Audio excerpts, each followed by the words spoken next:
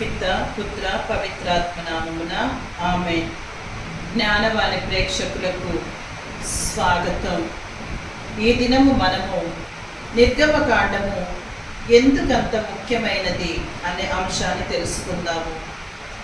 నిర్గమకాండములో దేవుడు అబ్రహాము, ఇస్సాకు మరియు యాకోబులకు ఇచ్చిన వాగ్దానాలు నెరవేర్చడం ప్రారంభించాడు. ఇశ్రాయేలీలు పరదేశంలో బానిసలుగా ఉన్నప్పటికీ దేవుడు అద్భుత రీతిలో నాటకీయ పరిణామాల మధ్య వారికి స్వేచ్ఛను అందజేశాడు. తర్వాత దేవుడు సీనాయి పర్వతంపై మోషేతో చేసిన ఒడంబడిక ప్రకారము ఇశ్రాయేలును దైవ పరిపాలనా దేశంగా స్థాపించాడు. 10 తెగుళ్ళు, పాస్కా పండుగ, ఎర్ర సముద్రం చీలటము, సీనాయి పర్వతం వద్ద దేవుని సన్నిధి యొక్క భయంకరమైన ఘనత, 10 ఆజ్ఞలను ఇవ్వటం, గుడారం నిర్మించటము. నిర్గమకాండం నుండి వచ్చిన ఈ సంఘటనలన్నీ యూదుల విశ్వాసానికి పునాది. విముక్తి అనగా దేవుడు ఇశ్రాయేలీయులను ఎలా విడిపించి వారిని తన ప్రత్యేక జనాంగంగా చేసుకున్నాడనేదే నిర్గమకాండం యొక్క ఇతివృత్తము. దేవుడు వారిని బానిసత్వం నుండి రక్షించిన తర్వాత ధర్మశాస్త్రాన్ని అందించాడు. ఈ ధర్మశాస్త్రము ప్రజలను ఎలా పవిత్రపరచాలి, పరిశుద్ధపరచాలి అనే సూచనలను చేసింది.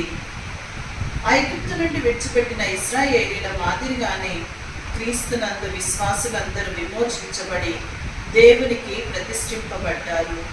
మోషే ఒడంబడిక ప్రకారము ప్రజలు తమ పాపాలను ఆ జంతువు ద్వారా కప్పటానికి లేదా భరించడానికి ప్రత్యేకమైన నిబంధనల ప్రకారము ఏటేటా నిర్దోషమైన జంతువులను బలిగా అర్పించేవారు. అయితే ఆ బలులు అర్పించుట చేత ఏటేటా పాపములు జ్ఞాపకము వచ్చుచున్నవే. ఏలైనగా ఎడ్ల యొక్కయు మేకల యొక్కయు రక్తము పాపములను తీసివేయుట అసాధ్యము. హెబ్రీయులకు రాసిన లేఖ 10వ అధ్యాయము 3-4 వచనములు అని క్రొత్త నిబంధనలో మనకు రచయిత తెలియజేస్తూ ఉన్నారు. శిలువపై యేసు చేసిన త్యాగము ధర్మశాస్త్రాన్ని నెరవేర్చింది.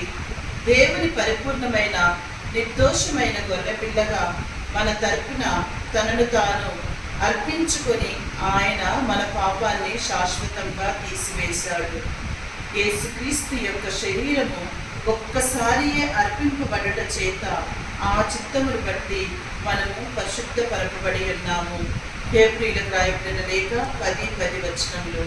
కావున ప్రియ దైవ సంగమా, జ్ఞానవాణిని వినుచున్న దైవ భక్తులారా, మనమంతా కూడా మన యొక్క అనుదిన జీవితంలో దేవునిపై అధికమైనటువంటి భారం వేసి మన పొరపాట్ల కోసం పశ్చాత్తాపడుతూ మన యొక్క పాపక్షాలన కోసము దేవుడు మనకు ఒసిగినటువంటి బైబిల్ గ్రంథాన్ని చదువుతూ జపమాలను జపిస్తూ దేవునికి ఇష్టమైనటువంటి జీవితాన్ని జీవిస్తూ మనలను మనము శుద్ధి చేసుకుందాము. ఆమేన్. పిత పుత్ర పవిత్రాత్మ నామమున ఆమేన్.